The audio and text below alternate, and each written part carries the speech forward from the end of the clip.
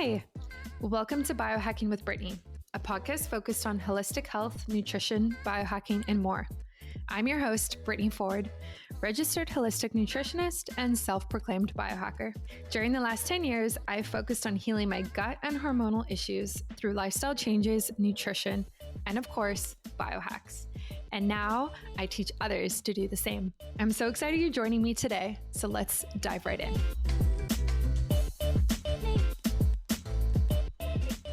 Great. Well, welcome to another episode of Biohacking with Brittany. Today is a really fun episode because I have a friend on the podcast, somebody who I've actually met in person, which doesn't happen a lot anymore. She is Marissa Grootes, and she is the founder, CEO, and principal designer of Stil Classics, which is a female-run company that aims to design organizational products that inspire women to feel, work, and find their best selves. Every year so far, she's been sending me her planner, which is just stunning. And it's literally on my desk right now. I use it every single day. So this is really cool to have you on. Welcome to the show. Thank you so much. Great. So I, of course, want to just dive into your background and your history as an entrepreneur. Can you kind of take us back to the beginning and how you got started with your business right now? Yeah, for sure. I mean, it's been actually a very, very long kind of journey. The first time I ever made a planner was in 2014. So that was close to 10 years ago now, was when I initially kind of started out as just like as a hobby project, really. And then from there, it kind of turned into me gifting planners to friends as Christmas gifts. And then we obviously ended up launching our Shopify store, and that was in 2015. And then in 2016, I kind of became full-time with the business. But the real reason behind why I kind of started making planners is because I've always kind of been somebody that really enjoys organization in general. I've always been very organized. It's something that's always been a part of my life. I think part of that has come from my upbringing. I grew up in Switzerland. I lived there until I was 15. So a lot of my upbringing was just around being on time and being organized. And, I don't know if you've ever been to Switzerland, but we are very big on all of those things. So that's something that's been very deeply ingrained in my DNA. So when it came to me kind of exiting university and getting into the workforce, I was also going to school part-time. So I had my 9-to-5 job, and I was going to school 3 nights a week from 7 to 10. So I just had like a lot of things going on. At the time, I also had like this little side gig going as well, which was super random, but I just had a lot going on, and I needed a good planner to kind of keep me organized. And what I ended up finding is that there wasn't really anything out on the market at that time that was geared towards women who, were in their mid-20s, who were looking for something professional, something that represented them, and that also had all those things that we want, like goal setting, rituals, routines, all of those things, with a focus on gratitude. And a lot of the things that I was finding were geared towards moms, and things like grocery lists and, meal planning and all those things that as a 25-year-old, you're not really doing and you're not really needing. So I've kind of just realized that there was a gap in the market to serve kind of young professional women with a planner. And what I ended up noticing is that so many women were using a planner and relying on one, but didn't necessarily have something that felt kind of perfect for them. So that's what I decided to create. Cool. I love that. I love that you saw the gap in the market and filled it, but also had so much passion and a personal tie to this, like you were talking about coming from Switzerland, which is very cool. And I find that's the businesses that do the best are the ones that are just very, very personal and actually mean a lot to the founder or the CEO. Oh yeah, this is this is my whole life. It's funny. I actually realized like 2 or 3 years into me running Stil that I used to make my own planners as a teenager, and I completely forgotten about that. So I have about 12 years of planners that I customized myself when I was like, 10 years old. It's so funny to look back at those things and like read, because I kind of treated it as a planner slash diary. So I was like making comments of like, the boys I was going on dates with and like who was holding my hand and like Yeah. all of those things. It's so funny to go back and like look at all of that. And I realized a couple years in, I was like, wow, this has always been a part of my life. Yeah. Yeah, that is really cool. So currently right now, what do you find is the hardest part about running your business? So, I mean, there are lots of different things that can be difficult. And, every stage that you get to kind of comes with its new set of challenges. I think that entrepreneurship has been very glamorized by social media into being this kind of super fun, like you get to make your own schedule, you get to work whenever you want.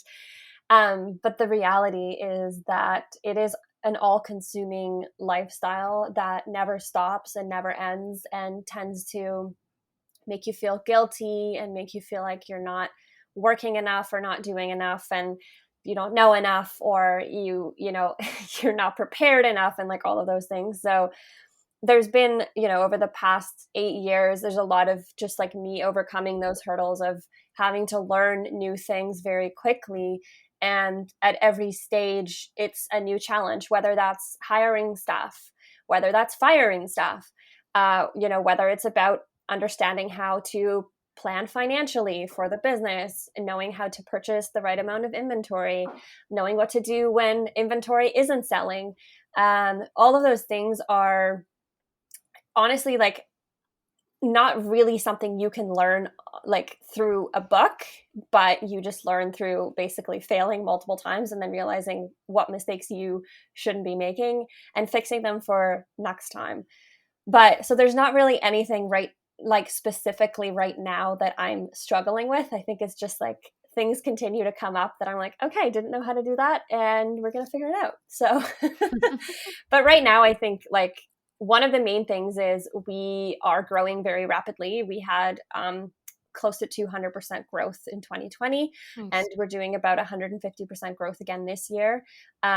So the kind of struggle between like, do I hire more people or, do I get better at kind of delegating to the people that I currently have and sort of, figuring out like what's important. Do we need to be focusing more on SEO? Should we be focusing more on the general kind of, production lines? So like, how things get packaged, how things get warehoused, how things get inventoried, like all of those things. So, knowing that, we have more kind of room to play with things, but also knowing like what's actually a priority versus just being like, oh, this could be a fun thing that I could throw money at. But, it's so easy to just kind of justify things that are more fun to spend money on versus things that actually need to be put in place for the business to run smoother. Yeah, yeah. I understand a lot of what you're saying. As somebody who runs my own business, but is transitioning to a product based business Yeah, I this remember you year. saying that to me. Yeah. So even even moving from service based to product based is so different.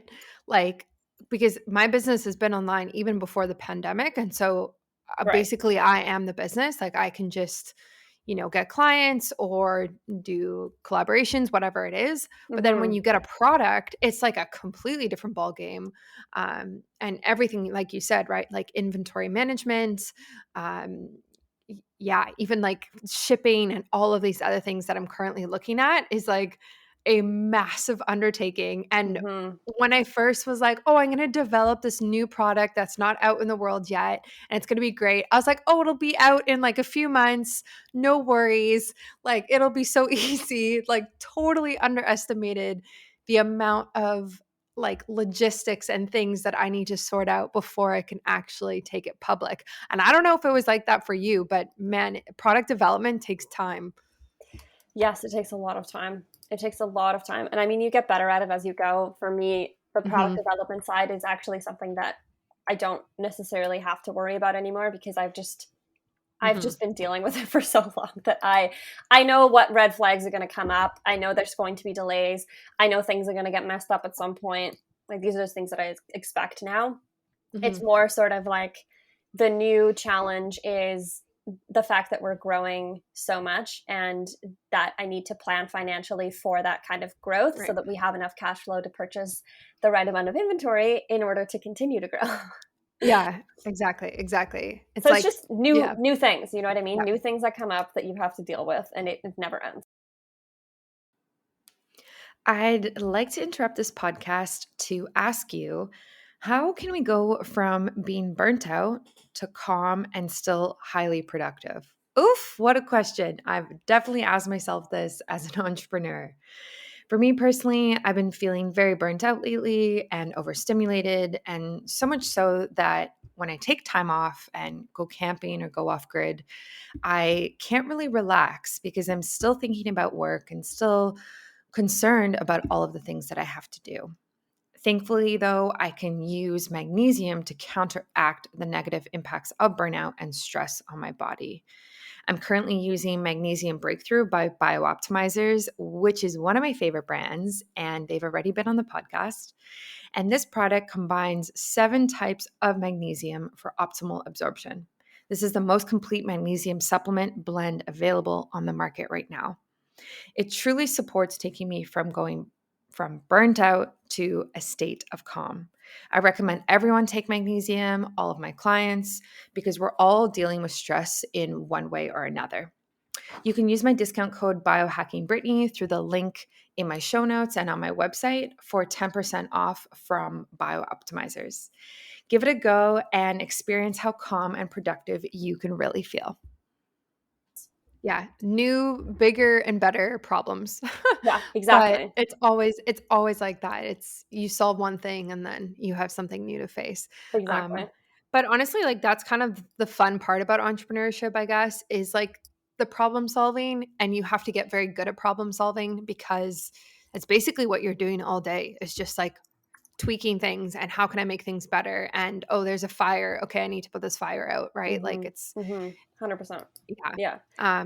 But I know for myself, like even now, like coming out with a product, I still have similar mental hurdles that I had with like that I do currently have with my service-based business. And it's like what you talked about in terms of how do you like not feel guilty when you take time off, and like how do you create work-life balance? Like I personally feel like I don't have very good boundaries in life, like especially when Mhm. you work from home and your desk is right there. Like I think during the pandemic I've worked like every single weekend. And Yeah. when I don't work on the weekends, I feel not like a failure, but I'm like, okay, I should be working. Like what am I doing? Yeah. No, and I mean, like, I did this all throughout my 20s, you know, like I've lost friendships, relationships, Mm, all kinds of things over the fact that I run a business, and people just don't fully understand like what it takes to do um to run a successful business. So I feel like that part is really difficult, but for me, I think the sort of tipping point was in 2017 when I was diagnosed with multiple sclerosis. mm, Um, that was a very scary thing for me to realize that, you know, I was losing my potentially my mobility and wow. my body. And I think that that really messed with me mentally. And it kind of, I mean, that is one of the most difficult things I've ever gone through, and kind of realizing that maybe I am unable to run my business in the same capacity that I do today at some point. And so I've really kind of like put a lot more focus on really kind of like practicing what I preach with Stil of, you know, making sure that my day is organized and figured out enough so that there is room for me to take time to just, you know, enjoy my life and to take care of myself and to go to the gym and to cook healthy Mm, meals. And I make time for those things because my day is organized, you know, and I think that that really makes a huge difference of understanding how much capacity you have in a given day and also knowing, when are you your most productive? Is it first thing in the morning? Is it at 8 o'clock at night? And scheduling your tasks around that, and then taking time to just enjoy your life, you know, otherwise. Like, I think that, I used to just work all the time, but I wasn't necessarily being productive. Mhm. Like, I would just be sitting there staring at my computer doing something, and I'm just like, it's taking me 2 hours to do this, and it should take me 15 minutes, because I'm just like either tired, I'm drained, my head's not working, and I need to just stop. And like, I've really gotten very good at knowing what those boundaries are, because I understand that if I put my body under too much strain, I can actually physically injure myself and make my condition worse. Mm. Yeah, that's really hard, and it's hard as an entrepreneur when you get kind of that health wake up call, um, because Yeah. yeah, you worry about the future. Like, how am I supposed to move forward? How am I supposed to keep this momentum going that I've built? I don't want it to fail, or I don't want it to stop. Hmm. Um, is that something that you think about every day and like are focused on every day, or is it better now because the diagnosis was a few years ago? I mean, it's something that it's a part of my life. And it's Mm, something that I think I've gotten used to understanding a lot better, versus, what it was like when I first was diagnosed. I didn't really know how it was going to affect me. Um, I have my systems in place that work for me now. It's something I do think about a lot, but I try really not to let it run my life. And I enjoy my life. I do everything I want to do. I don't really let it stop me from anything.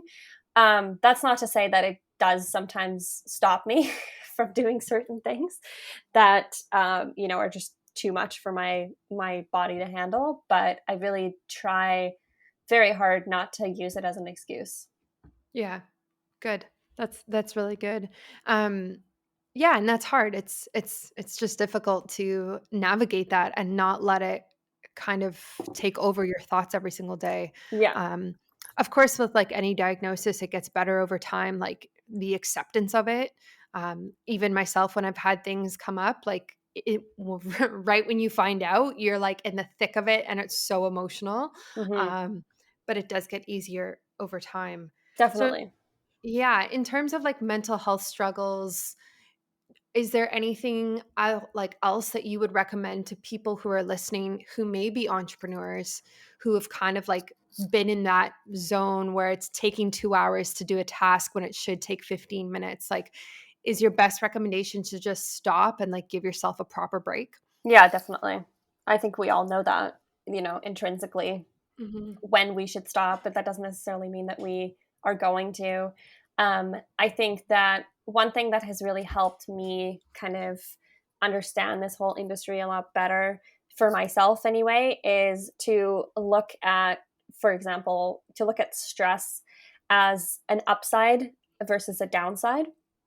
Because, when I first got my diagnosis and talking to my neurologist and all those things, it was like, minimize your stress. Like, do you have a stressful job? And I'm like, yes, I have a very stressful job. It's insanely stressful. And my mom, telling me that, I should probably cut back, or maybe, my grandmother thought I shouldn't even be running my company anymore, and like all those things. And it was just that, I mean, that in itself is very stressful, to have people kind of chime into your life and feel like they can make a decision on what you should and shouldn't do. But for me, what has really Mhm. helped is kind of like shifting my mindset around, understanding that stress, like having stress, means that, there's something at stake for you that is important to you.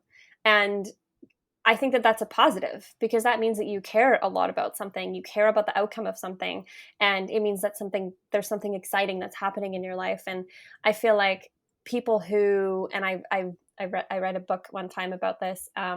People who don't have a lot of stress in their life feel like they don't have a lot of meaning in their life, or they just don't really Mm, know what the purpose is of their life. And knowing that you know what your purpose is, knowing that you know that you have something that you're passionate about, is an incredible thing. It is an incredible gift that a lot of people don't have. So understanding that, stress can actually be your fuel is incredible, versus it being like, I'm so stressed, it's making me mhm. sick.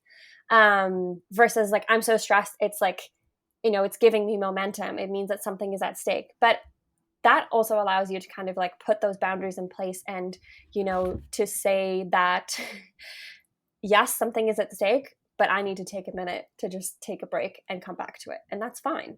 Mhm. Mhm.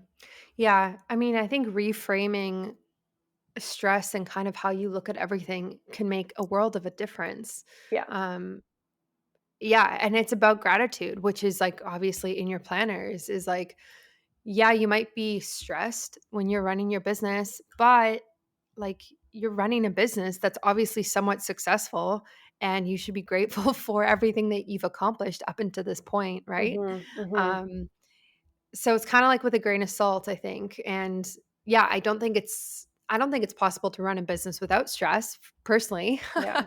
No, um 100%. I mean, yeah, yeah. I don't really know like what you're doing if you're not stressed out. That means you're just chilling. Yeah. Yeah, yeah. I mean, of course, it comes in waves, right? Like, there's For periods sure. where things are kind of, like, more chill and it, depends on the business. Businesses have seasons too. Like, especially in the health world, the summers are, like, much slower compared to the winter. Hmm. And it must be similar with you too, like, creating planners, there's, like, a very specific time of year when everyone is like, "Okay, I need a planner for the following year." Yep, it's about to happen right now. We're coming up. Yeah, yeah, that's so exciting. So what advice do you have for entrepreneurs other than that, who are struggling with boundaries or with work-life balance? Well, I mean, this is going to sound funny, but having a good planner, I think, has really helped me. And that is truly what I believe is just like organizing your time well. And, things like time blocking are really, really great because, say if you're struggling with kind of organizing yourself and knowing exactly what to do every day when you get to your desk, I think doing something like time blocking is really great because for example, you can say that you want to dedicate every Monday to writing a blog post. You want to dedicate every Tuesday to scheduling your social media for next week. You want to dedicate every Wednesday to doing product research or working on a new design or whatever it is. And I think that can really help kind of give you some momentum into feeling like you have like a boss telling you like this day you're focusing on this. So I think that's something that can be really helpful. I'd love to quickly interrupt this podcast to ask you, do you know your biological age? Do you know your current hormone, vitamin, and mineral levels? Honestly, it's hard to know what's going on internally without getting tested. And traditionally, you'd have to go through your doctor or your healthcare provider to order these tests, go into a lab, and it would be a whole ordeal.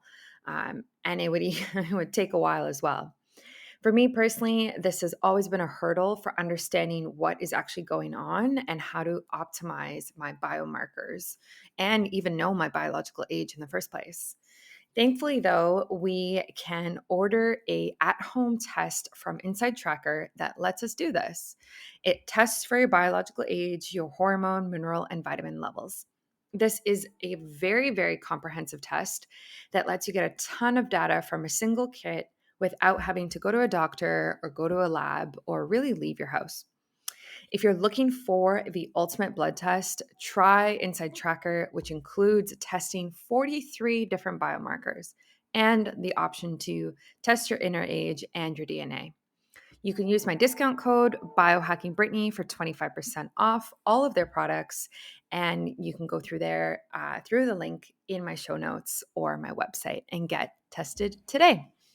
Hmm. Hmm. Yeah, I mean, you really have to have a high degree of self discipline and accountability, I Yeah. think, Yeah, you do. um, because it's so easy to not work and put Netflix on for the day and just say like screw it. Which, of course, like there is a time and place for that. I think Hmm. to turn off the brain so that when you turn it back on, it's like much clearer and you're able to work faster and better. Hmm. Um, but you have to have daily self-discipline because if you don't get the work done, the work doesn't get done. Like Well, everything exactly, is because at a no one else is standstill. doing it for you. Exactly. Yeah. But yeah, I really like that advice. And I've definitely done time blocking myself. Of course, I use your planner for it Amazing. and just trying to stick to it um, and not letting anything else kind of seep into it, right? Like, Hmm. not allowing emails to be available or Slack, like turning off Slack for that hour or whatever it is. Like I don't keep my phone at my desk, like just trying to like create boundaries so that I Yeah, can actually do things that move the needle. Because definitely. otherwise you're just doing fancy busy work, as they For say. sure. Yeah. And this is like one of the reasons why I've turned off all notifications on my phone. I get no notifications at all. I Nice. only get notifications when I check the app. That's something that's been really helpful for me too, is just like having zero distractions. Like my phone doesn't light up like all Mhm. day. You know what I mean? It just sits there. And until I'm ready to go check it, um, it doesn't give me anything. So I Mhm. think that's something that's also really helped with my productivity.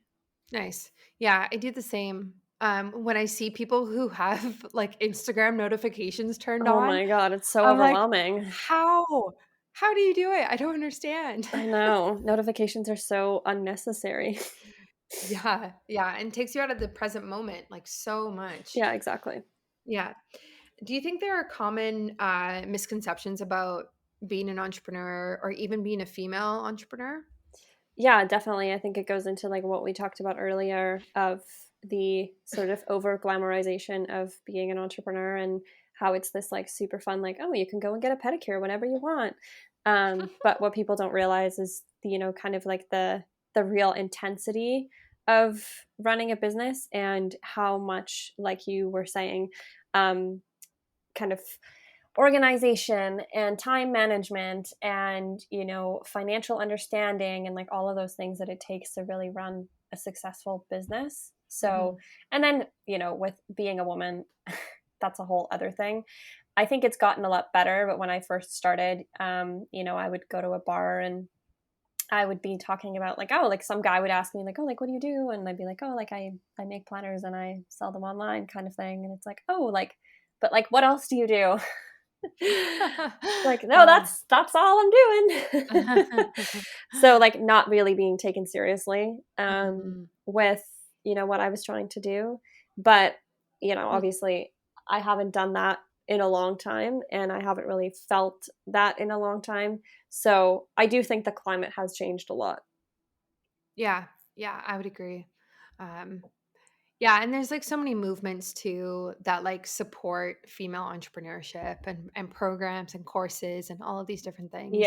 definitely. Um, but it's definitely glamorized, and like I don't know why it's glamorized. Like I don't know what about it seems to be so appealing to people, or like I know it's glamorized like because of social media and like the way that people talk about it, but it's so curious that like our generation is like start your own business, do your own thing, screw corporate America. Like I don't know where that comes from. Maybe because our we just saw our parents, like most of our parents, just working so much in corporate America and then retire at 65 with like, health issues and not able to really be free or do what they want to do.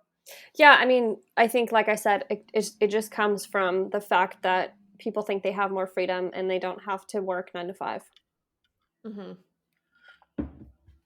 Well, you don't work 9 to 5. You just work 12 to 12. Yeah, exactly.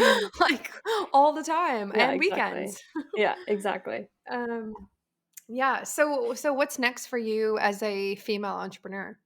Well, continuing to run still, Mhm. and we're coming up for our busy season, so we're doing a bunch of reorganization right now in the warehouse, and going to bring on another person onto our staff for the holiday season because we're going to need a lot of support. And that's about it. We're just going to start planning for Black Friday and Mhm. the kind of holiday season. Good. Yeah, biggest time for e-commerce is BFCM. Yep.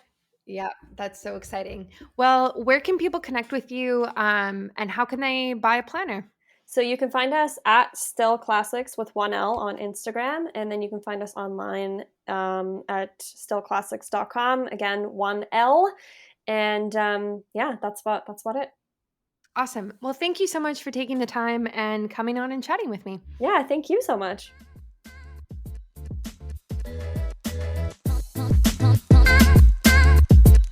Thank you so much for tuning in today.